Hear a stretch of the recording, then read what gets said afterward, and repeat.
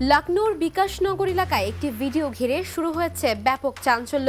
Viral হওয়া সেই ভিডিওতে দেখা গেছে এক গ্যাস ডেলিভারি কর্মী একটি এলপিজি সিলিন্ডারে গ্যাসের পরিবর্তে পানি ভরছেন বলে অভিযোগ উঠেছে।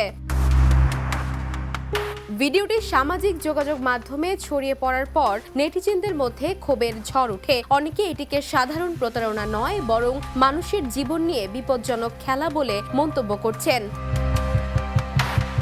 এলপিজি সিলিন্ডারের মতো সংবেদনশীল জিনিসে এ ধরনের কারসাজি মারাত্মক দুর্ঘটনার কারণ হতে পারে। এতে বিস্ফোরণ বা বড় ধরনের অগ্নিকাণ্ডের ঝুঁকি তৈরি হয়, যা বহু মানুষের প্রাণহানির কারণ হতে পারে।